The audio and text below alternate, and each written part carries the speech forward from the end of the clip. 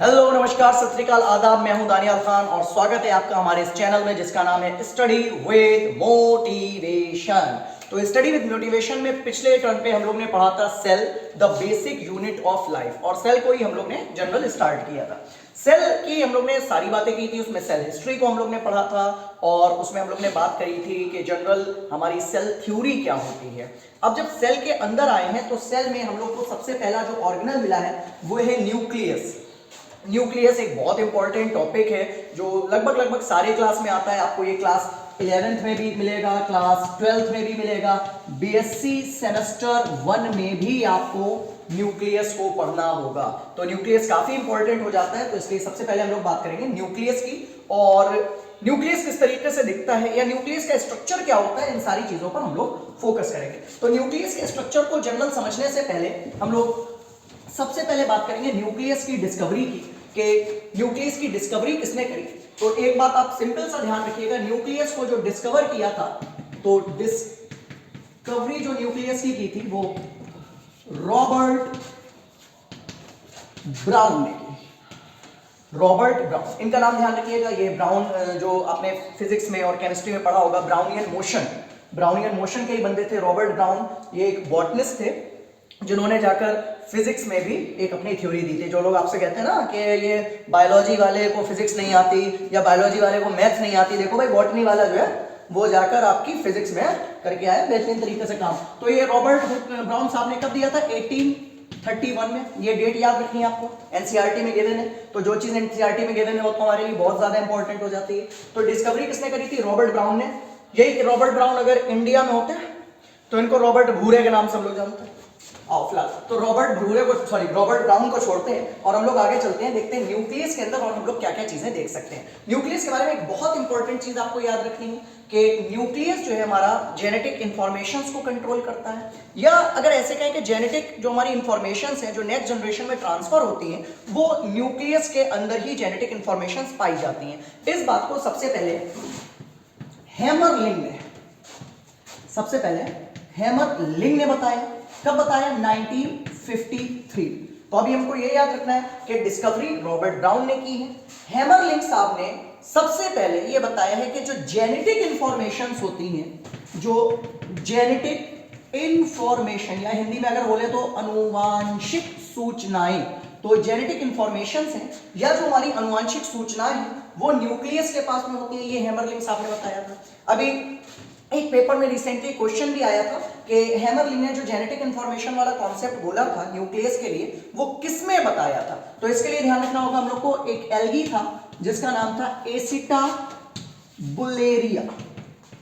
तो एसिटाबुलेरिया, इसका नाम ध्यान रखिएगा। एसिटाबुलेरिया एक एल्गी है।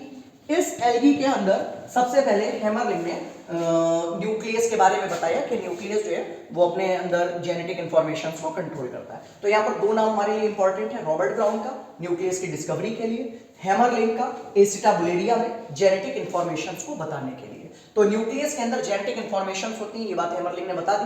तो इस वजह से हम लोग न्यूक्लियस को बोल सकते हैं द ब्रेन ऑफ सेल, कि जो हमारी सेल है, सेल का ब्रेन जो है वो हमारा न्यूक्लियस है।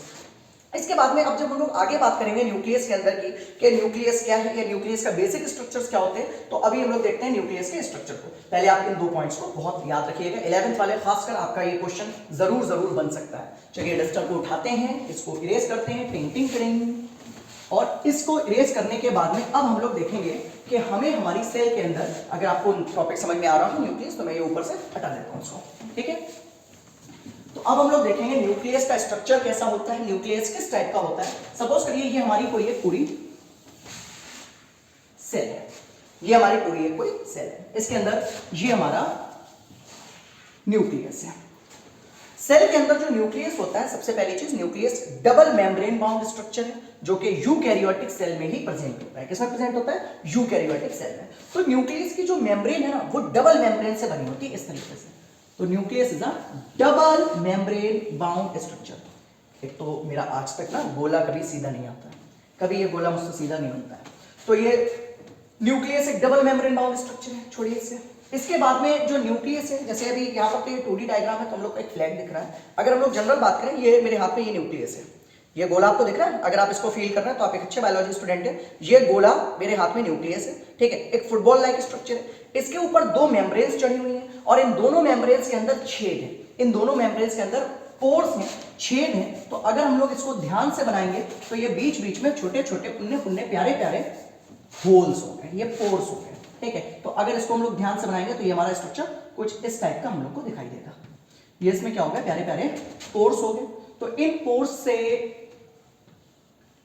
सिंपल सी चीज पता चली हम लोग को कि ये जो पोर्स हैं, ये पोर्स किस लिए होंगे, जाहिर सी बात है किसी चीज को ट्रांसफर करने के लिए। तो ये जो हमारी सेल है, सेल के अंदर यहां पर पूरा आपका मैट्रिक्स भरा होगा।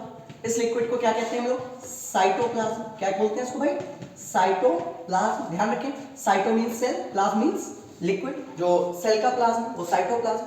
इसके बाद में जो इसके अंदर जो हमारा प्लाज्म भरा होगा, जो लिक्विड भरा होगा, इसको क्या बोलेंगे, इसको बोलेंगे हम लोग न्यूक्लियोप्लाज्म। क्या बोलेंगे, न्यूक्लियोप्लाज्म। हो सकता है आपको कहीं पर कैरियोप्लाज्म लिखा हुआ भी मिल जाए, कैरियो मींस भी न्यूक्लियस होता है।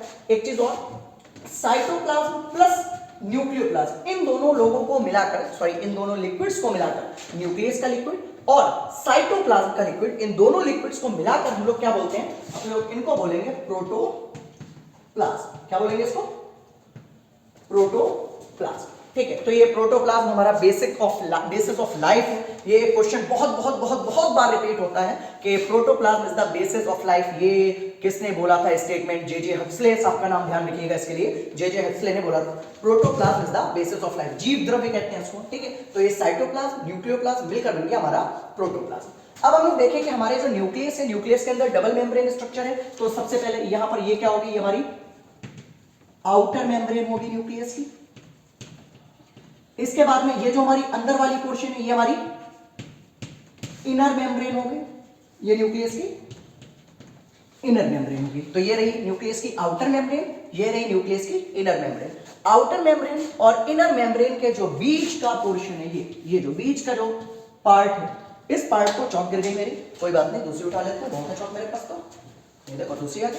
तो ये जो बीच का इसका जो फ्लूइड है, ये जो बीच का लिक्विड है, ये जो बीच का पार्ट है, सॉरी, ये कहलाता है पेरीन्यूक्लियर स्पेस। पेरीन्यूक्लियर स्पेस, समझ रहे होंगे आप पेरीन्यूक्लियर क्यों कह रहे हैं भाई, न्यूक्लियस के किनारे, पेरी मींस किनारे, पेरीफेरी जानते हैं, पेरीफेरी मींस किनारे, वैसे पेरीन्यूक्लियर स्पेस न्यूक्लियस के किनारे का स्पेस। तो ये रही आउटर मेम्ब्रेन, इनर मेम्ब्रेन और उसके बीच का पेरीन्यूक्लियर स्पेस। इस जो न्यूक्लियर आपकी जो वॉल है, इसके अंदर छोटे छोटे पुन्ने पुन्ने प्यारे प्यारे से होल्स हैं। ये पोर्स क्या कहलाते हैं, न्यूक्लियर पोर्स कहलाते हैं। क्या कहलाते हैं भाई, ये न्यूक्लियर पोर्स। तो ये आपका न्यूक्लियर पोर्स हो गया। अब इसके बाद में एक चीज और ध्यान रखिएगा, जो ये हमारा पेरीन्यूक्लियर स्पेस है ना, पेरीन्यूक्लियर स्पेस 10 to 50 नैनोमीटर का होता है। ये बिल्कुल हमें याद रखना है, क्योंकि ये एनसीईआरटी में गिवन है कि पेरीन्यूक्लियर स्पेस का स्पेस कितना होता है, 10 to 50 नैनोमीटर। ये बिल्कुल आपको याद रखना है, बिल्कुल दिमाग में इस चीज को बसा लेना, रट्टा मार लेना बिल्कुल इसका, ठीक।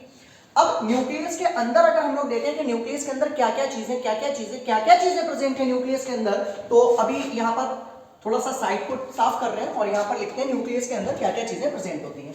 आइए देखिए, न्यूक्लियस के जो हमारे पार्ट्स हैं, जब आप न्यूक्लियस का अल्ट्रा स्ट्रक्चर का क्वेश्चन करेंगे तो सबसे पहले तो आप बताएंगे कि भाई न्यूक्लियस के अंदर न्यूक्लियर मेम्ब्रेन होगी, न्यूक्लियस के अंदर न्यूक्लियर मेम्ब्रेन होगी, आउटर मेम्ब्रेन और इनर मेम्ब्रेन का बताएंगे। इसके बाद में आप बताएंगे न्यूक्लियोप्लाज्म होगा, न्यूक्लियस के अंदर न्यूक्लियस का लिक्विड होगा, जिसको हम लोग क्या बोलेंगे, न्यूक्लियोप्लाज्म बोलेंगे। तीसरी चीज, ये जो अपने अंदर बनाया था, कैरियोप्लाज्म भी आप इसको कह सकते हैं। तीसरी चीज आप इसके अंदर बताओगे कि न्यूक्लियोप्लाज्म के बाद यहां पर प्रेजेंट होगा हमारा क्रोमेटिन फाइबर। क्या प्रेजेंट होगा, क्रोमेटिन फाइबर।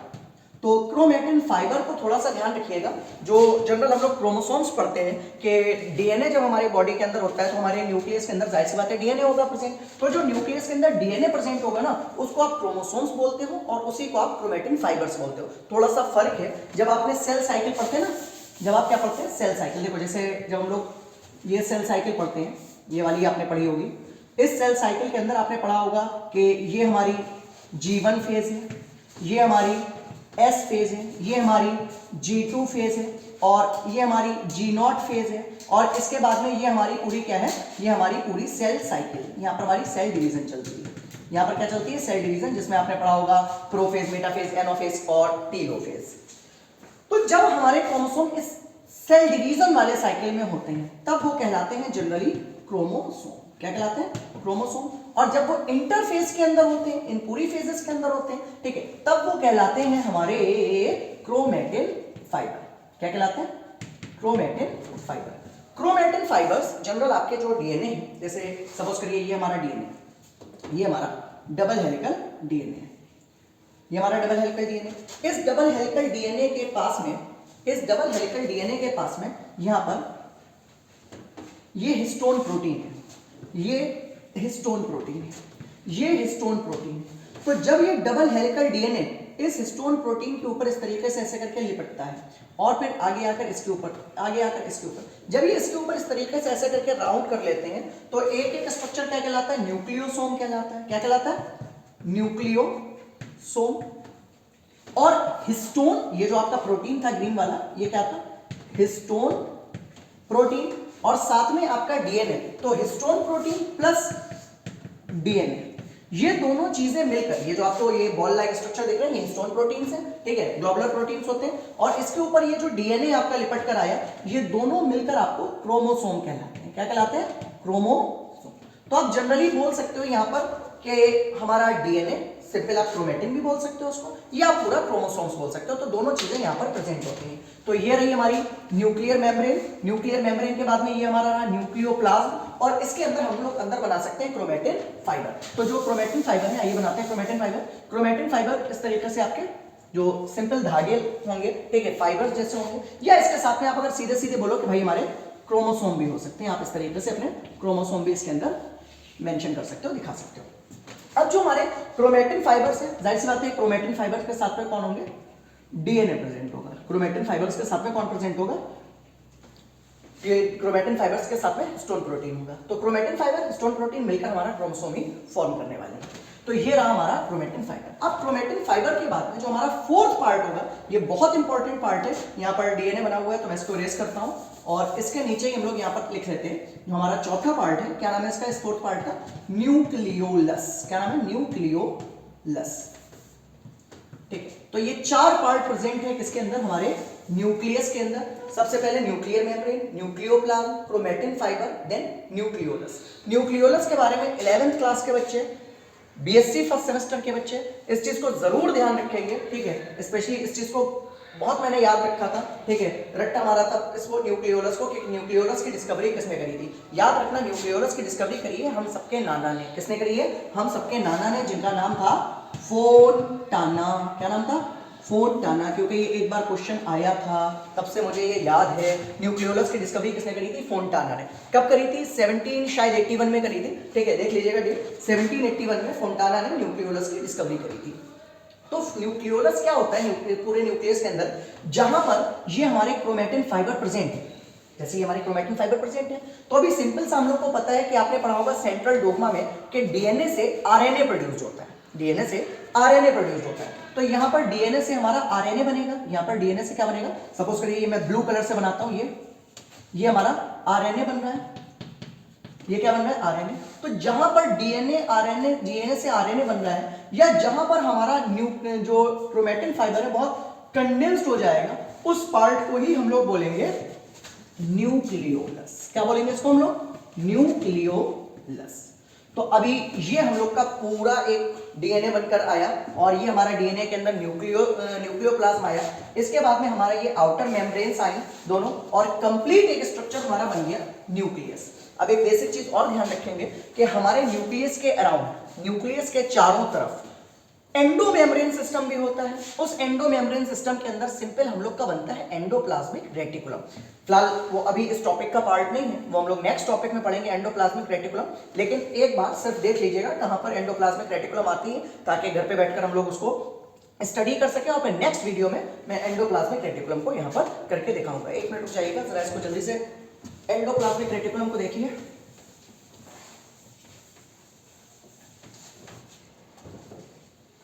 क्योंकि वीडियो बनाते टाइम फरजान सर साथ में खड़े हुए हैं और वो बार बार उसको बंद करने के लिए कोशिश करना है, परेशान ना होइए, फरजान सर बंद नहीं करेंगे अभी। और अभी इसको हम लोग पूरा स्ट्रक्चर को देखेंगे, 2 मिनट फरजान सर रुक सकते हैं। तो ये जो हमारा पूरा न्यूक्लियस की वॉल्स हैं, इन वॉल के ऊपर स्ट्रक्चर किस तरीके से प्रेजेंट होता है, ये हमारा एंडोमेम्ब्रेन सिस्टम बन रहा है, ठीक है।